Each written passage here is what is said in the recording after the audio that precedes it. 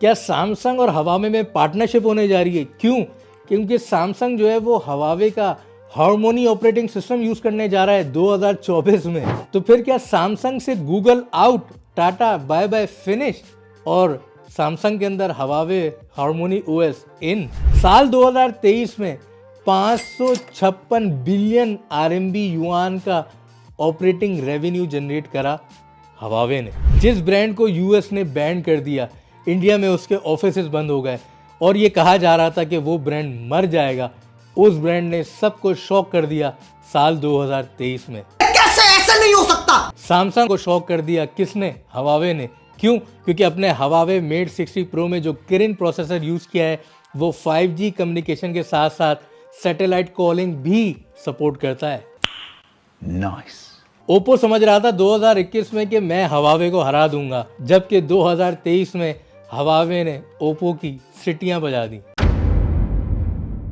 Huawei met 60 pro अपनी launch से 21 दिन बाद तक स्टोर से शॉर्ट रहा और उसकी डिमांड थी ऑलमोस्ट 14 लाख पीस और स्टोर में अवेलेबल 14 पीस भी नहीं थे।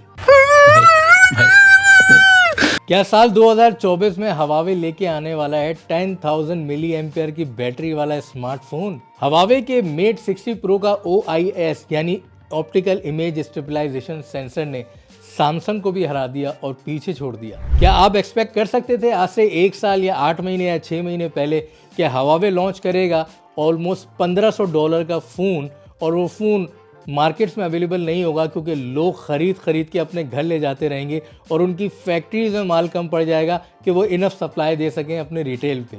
डोनाल्ड ट्रंप साहब ने जिस ब्रांड को कुचलने का फैसला किया था ईयर 2019 में, वो ब्रांड अपनी 3 गुना ताकत के साथ वापस आ गया साल 2023 में। अभी मजा आएगा ना भिड़ो। गूगल को बहुत बड़ा सरप्राइज मिलने वाला है ईयर 2024 में हवावे की तरफ से। क्यों? क्योंकि ऐसा सुनने में आ रहा है कि सैमसंग हवावे का हार्मोनी ओएस ऑपरेटिंग सिस्टम लेने वाला है अपनी चाइनीज ऑडियंस के लिए और सैमसंग हवावे के बाद दूसरा ब्रांड है जो चाइना में सबसे ज्यादा बिकता है।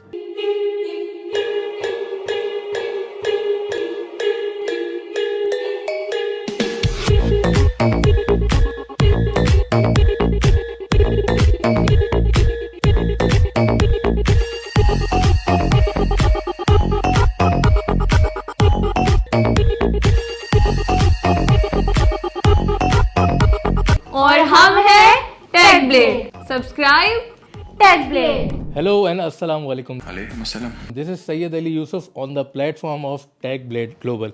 तो आज रिवाइंड सीरीज़ में एक ऐसा ब्रांड आपके सामने लेके आ रहे हैं जो कि मेरा एक पसंदीदा एक फेवरेट ब्रांड है और उसने 2023 में इंतहाई धूम मचाई एक अपनी ख़ास स्ट्रेटजी के साथ, जिसका जिक्र हम आज की एपिसोड में करेंगे। अगर अभी तक आपने हमारा चैनल सब्सक्राइब नहीं किया तो please subscribe Tech Blade Global और इस वीडियो को लाइक करें और शेयर भी करें। तो हम जिस ब्रांड का जिक्र करने जा रहे हैं वो है हवावे। हवावे एक ऐसा ब्रांड है कि जिसने बाकायदा कैदो बंद भी गुजारा पिछले 3 सालों में। अगर आपको याद हो कि 2019 में एक US चाइना पॉलिटिकल इश्यूज चल रहे थे और वहाँ पे जो उस वक्त प्रेसिडेंट थे मिस्टर डोनाल्ड ट्रंप, उन्होंने बाकायदा हवावे और ZTE को ब्लैकलिस्ट कर दिया और ये कहा गया कि वो टेक्नोलॉजी से हमारे ऊपर स्पाई कर रहे हैं चाइनीज़ गवर्नमेंट के लिए। बहरहाल we are not a political based channel, तो इसके ऊपर हम कोई कमेंट करने से कासिर हैं। लेकिन इस मुश्किल हालात में बेसिकली USA ने एक बहुत बड़ी अपॉर्चुनिटी चाइना को दे दी। कैसे? उस वक्त तक चाइना में जितने भी चिपसेट यूज़ हो रहे थे वो ज़्यादातर क्वालकॉम के चिपसेट थे या मीडियाटेक के चिपसेट थे। चलिए, मीडियाटेक तो एक ताइवानीज़ कंपनी है, चाइना ताइवान का भी कुछ ना कुछ कॉन्फ्लिक्ट रहता है, लेकिन चिपसेट सप्लाई उनको मीडियाटेक और क्वालकॉम से हो रही थी। लेकिन उस कॉन्फ्लिक्ट के बाद ये अनाउंस हुआ कि मीडियाटेक और जितनी भी इंडस्ट्रीज़ हैं US बेस्ड वो 5G सपोर्ट फराहम नहीं करेंगे चाइना को। तो एक तरीके से तो उन्होंने समझा कि भाई 5G टेक्नोलॉजी तो बस हमारी हो गई, हमने बादशाह बन जाना है। लेकिन ऐसा नहीं हुआ। हम कहते हैं ना, हर अंधेरी लंबी रात के बाद सवेरा होता है। तो ये सवेरा 2023 में हुआ। चाइना को 3 साल लगे, लेकिन 2023 अक्टूबर में उन्होंने हवावे RS मेट 60 लॉन्च करके और मेट 60 प्रो लॉन्च करके ये साबित कर दिया 5G सैटेलाइट फ़ोन के साथ कि हम 5G चिपसेट बना सकते हैं। हवावे ने एक ऐसा टाइम भी देखा था 2021 में कि अपना ही बच्चा यानी अपना ही चाइनीज़ ब्रांड ओप्पो ने 2021 में हवावे को नंबर्स में हरा दिया था चाइना में। जी हाँ, ओप्पो जो था वो हवावे की सेल्स से ज़्यादा सेल्स कर गया था ईयर 2021 में।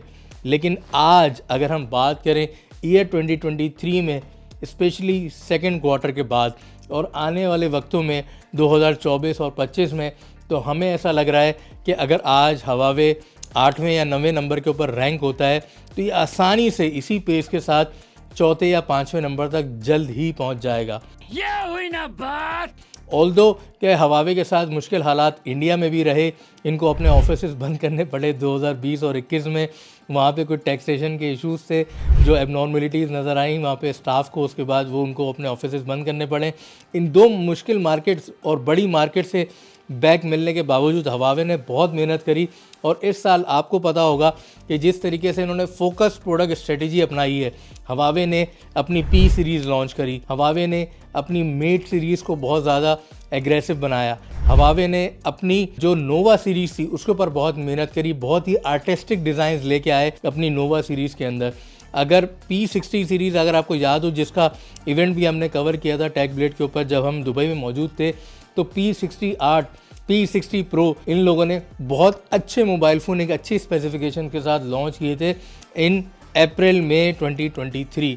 और सबसे आखिर में शॉकिंग सरप्राइज़ जो हवावे ने दिया वो अपना मेट 60 प्रो और मेट 60 RS लॉन्च करके दिया, जो कि हवावे के फर्स्ट फ़ोन हैं जो कि 5G और सैटेलाइट कॉलिंग को इनेबल करते हैं। और सबसे बड़ी बात, सैमसंग की तरह, जैसे सैमसंग के पास एक बड़ा आप ये समझ लें कि एक उनके पास स्पेस है कि they can still use Qualcomm और मीडियाटेक चिपसेट, हवावे के पास वो सपोर्ट हासिल नहीं था।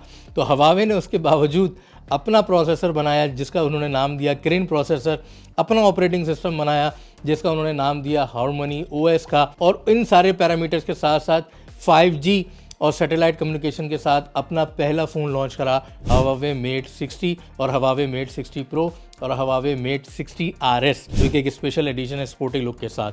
तो that is the strategy of Huawei, जो इन्होंने अपनी 4 लाइनअप के ऊपर फोकस करा। और यही वजह रही कि 3 साल बाद हवावे ने अपनी ईयर ऑन ईयर ग्रोथ में अराउंड 3% का इंक्रीज़ करा। और अगर फाइनेंशियली बात करें तो 556 बिलियन युआन यानी 556 बिलियन RMB का रेवेन्यू जनरेट करा। और इनका अगर नेट प्रॉफिट जो उन्होंने थर्ड क्वार्टर तक रिलीज़ करा है यानी सितंबर 2023 तक, क्योंकि अभी हम मौजूद हैं दिसंबर में, तो अभी तक फाइनल क्वार्टर इनका बंद नहीं हुआ है। Expectedly by the end of January या by the end of mid of February तक वो रिलीज़ हो जाएगा। तो 16% नेट प्रॉफिट अर्न किया है हवावे मोबाइल ने ईयर 2023 में, which is the largest in last 4 years. जितना पिछले 4 सालों में हवावे ने रेवेन्यू नहीं कमाया था मोबाइल फ़ोन इंडस्ट्री से, वो सिर्फ ईयर 2023 से 16% नेट मार्जिन तक, यानी 16% नेट मार्जिन जो है वो ओप्पो भी नहीं कमा पाया, शॉमी भी नहीं कमा पाया, रियलमी भी नहीं कमा पाया, वीवो भी नहीं, ट्रांसशन ग्रुप भी नहीं, सैमसंग भी नहीं। यहाँ तक कि अगर हम इन सारे ब्रांड्स को मिला लें तो they are operating like from 8% till 12% of their net profit.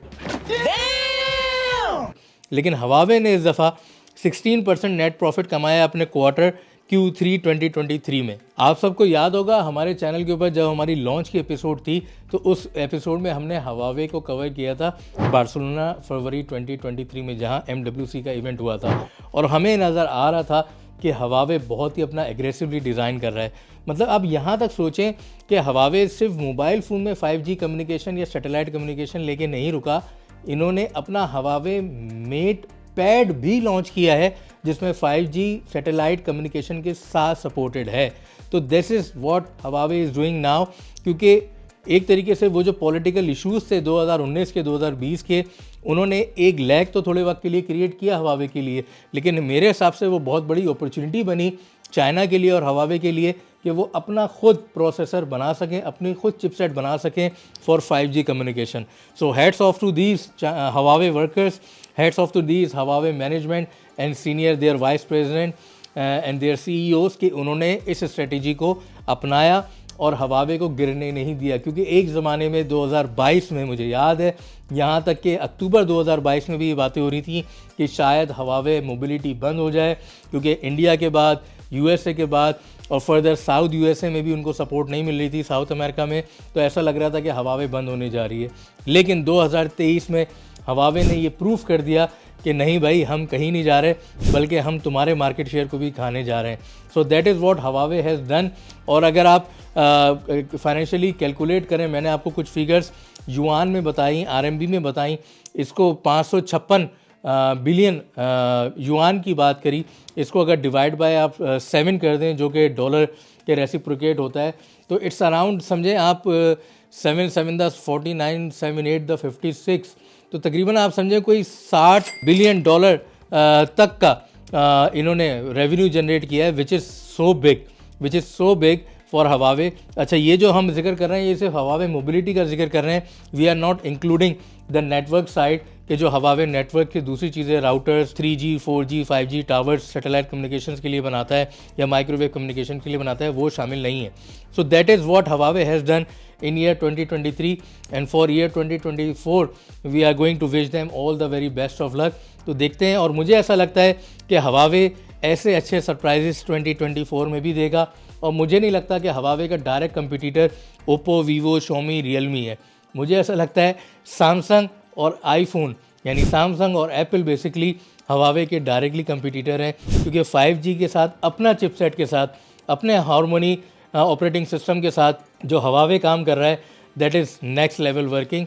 और एक रूमर भी मेरे पास उड़ती उड़ती पहुंची है in the end of December 2023 कि शायद सैमसंग भी कुछ अपने मॉडल्स में 2024 में हार्मोनी OS लॉन्च करने वाला है। अगर ऐसा होता है तो that is something very big, और गूगल को थोड़ा सा परेशानी में जाना पड़ेगा 2024 में। मैं इस रूमर के ऊपर अभी काम कर रहा हूँ, I am trying to get some sort of a verification. अगर मुझे थोड़ी बहुत भी वेरिफिकेशन मिलती है तो इसके लिए मैं अलग से एपिसोड करूँगा कि सैमसंग जो है वो एंड्रॉयड की जगह पे हार्मोनी OS में जा रहा है। तो लेट्स सी कि ऐसा होता है कि नहीं होता, अभी तक तो मैं इसको रूमर ही कहूँगा। सो अगले किसी एपिसोड में आपसे दोबारा मुलाकात होती है। अगर अभी तक आपने हमारा channel Tech Blade Global subscribe नहीं किया तो please subscribe Tech Blade Global. और न्यू ईयर पे आप सबको बहुत बहुत न्यू ईयर की शुभकामनाएं। जो लोग क्रिसमस सेलिब्रेट करते हैं उनको बहुत बहुत हैप्पी क्रिसमस। और this is Syed Ali Yusuf signing off from the platform of Tech Blade Global. इंशाल्लाह नेक्स्ट एपिसोड में फिर मुलाकात होती है। अस्सलाम वालेकुम और खुदा हाफिज़।